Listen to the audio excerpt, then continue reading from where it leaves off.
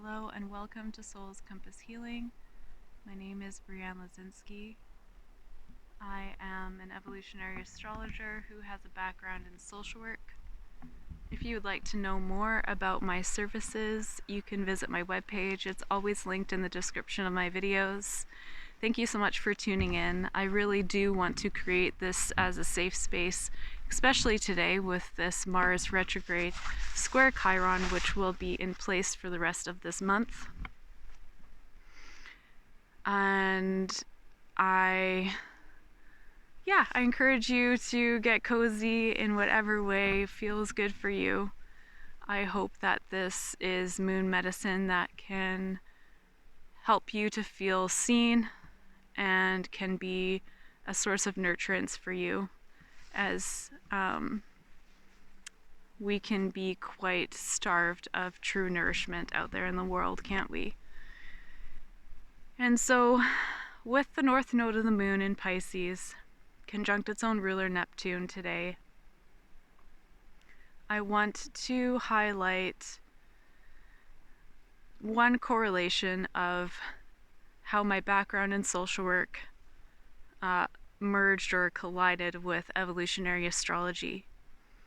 And so the founder of evolutionary astrology, Jeffrey Wolf Green, spoke to the fact that evolutionary astrology is natural law. He also spoke to man-made laws, distorting humanity, taking humanity further from itself. And the examples that he used was patriarchy. Right, this is a systemic, oppressive force that is built up upon laws and rules that are man-made. And I would add to that list white supremacy, genocide, colonization, etc. And when I have been working within the field of social work for 12 years, I had the direct opportunity to witness that systemic oppression from the inside out. I could not help but see the systemic oppression at work, and thereby now I see it in an all-pervasive manner across the whole globe. It is something that happens across all cultures, of course to varying degrees and capacities and in different ways.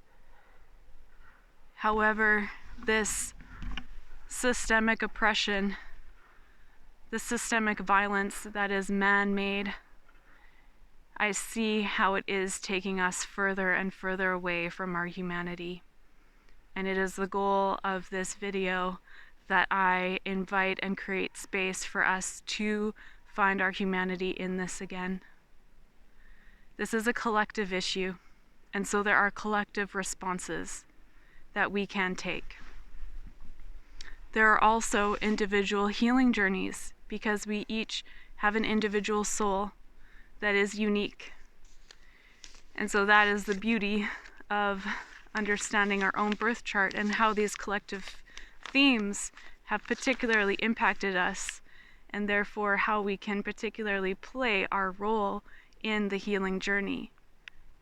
And I am suggesting that what we must address first and foremost for this collective healing to take place is the fact that within this man-made systemic oppression, there are deliberate and targeted attacks against certain groups of people.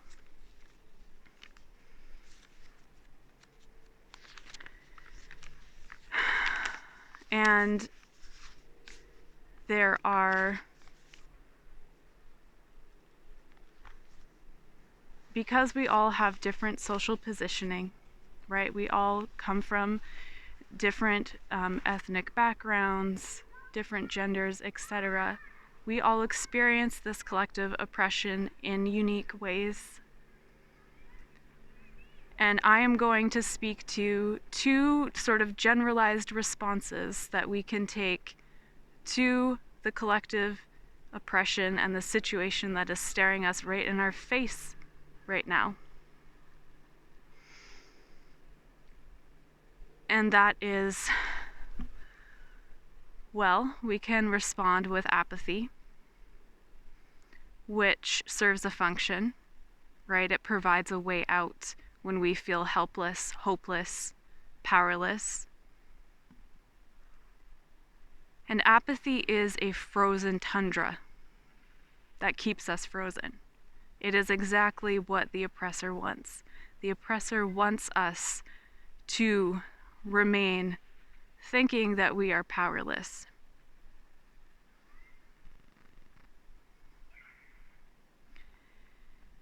Apathy is when we lose touch of our hearts and our guts, and we mirror the oppressor's force, which is heartless and gutless. And I'm not shaming that sometimes we go there, that's okay, but we can't stay there. Another response to the collective that we can be experiencing is spiritual pain. And I know folks who experience so much pain and oppressive forces against them. And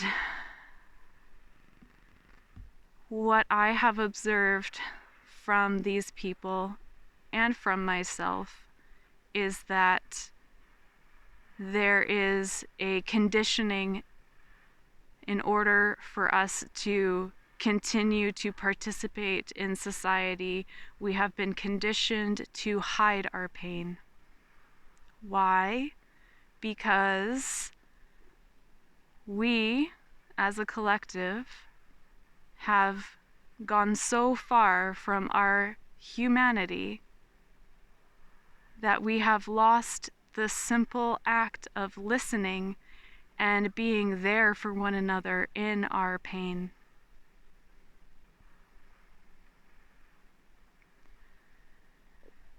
And so it is my goal in what I do in the world, personally, professionally, any which way, that I embody this art of listening, compassionate listening to people's pain. Because I am somebody who is tired of hiding it all of the time. I have physical pain in my heart that the doctors cannot figure out what it is. That is a direct correlation to the spiritual pain that I feel by being a sensitive person and feeling and sensing everything in the collective. And no, I'm not burnt out. No, it doesn't drag me down to listen to people's stories. That is the narrative of the oppressor. What brings me down is the fact that this systemic oppression is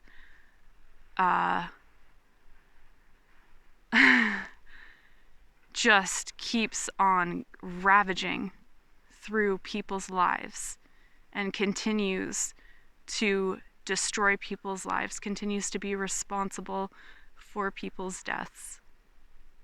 That is the spiritual pain that I feel and that I know others feel too.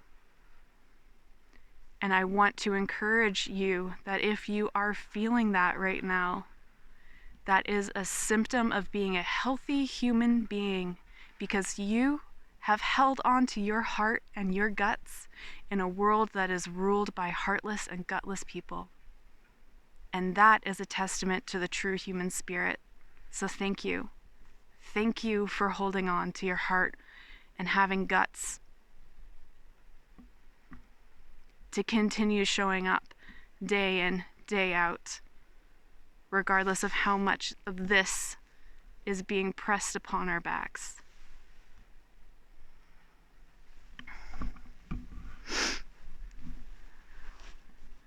Why is it that the most compassionate people experience the most oppressive attacks? Why is it that the most brightest of souls experience the most evil attacks? Now, I am going to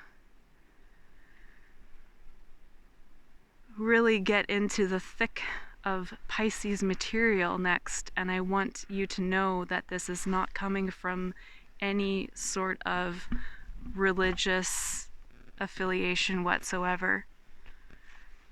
I want to share a story that I was forced to listen to in church growing up many times. Jesus' crucifixion story, you might be familiar with it. It's all pervasive throughout the collective unconscious. Again, something that is across pretty much all cultures across the globe. It's all deeply embedded into our unconscious as a species. However, I never had a preacher tell the story in the way that I am going to imagine it with you today. So I invite you to imagine you are at the scene of Jesus' crucifixion. He is up on the cross, hanging there, and there is crowds of people. Some people are hurling insults, siding with the executioners. Some people are wailing, weeping, grieving the horror, the shock of losing someone who stood up and spoke and embodied truth, love, and compassion.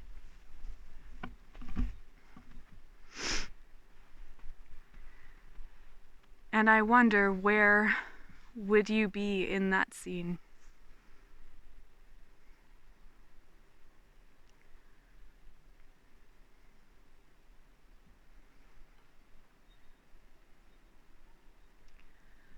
I ask this question because we live in a day and age where this is 2,000 years later, and we are still operating in the same manner, where the ruling class can change laws at the turn of a dime in order to criminalize and target a person, certain groups of people, and can change laws to benefit themselves and their friends.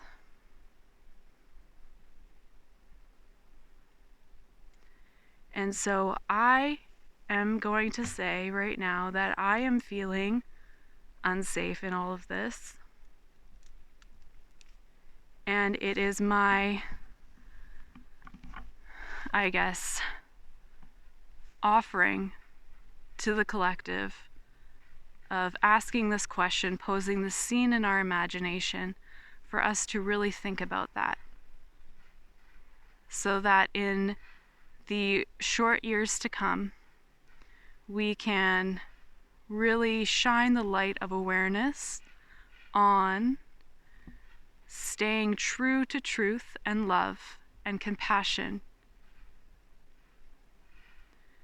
so that I can know, so that you can know, if you're someone who stands for truth, love, and compassion, that we will have each other's backs in this.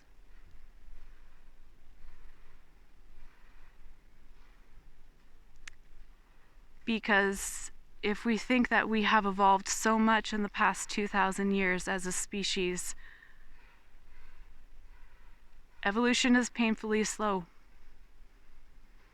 And in many respects, we as a collective, the majority of people, operate in the exact same way. The people of Jesus' time could not see a man of God staring at them in their face. today, people cannot see a person of God, a person of truth, of love and compassion staring at them in the face. Instead, they will say that they themselves are a person of God, meanwhile turning a blind eye to all of the oppression, the evil attacks that they are a part of or directly imposing on others. And so this is what makes what Jesus' last few words were very, very, very important for us to digest right now.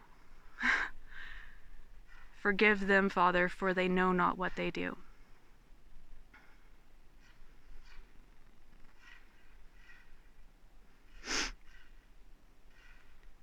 He was directly speaking to how the influence of evil works. When people deny the reality of what they are doing as being harmful, when they live in a delusion and will do anything to maintain that delusion that they are a good person or they are doing the right thing. And so this is how sneaky evil can be. This is how all-pervasive evil is. If evil is merely the denial of evil itself, then, well, I see a lot of it. So I'm sharing this story with you today to really point out some important things.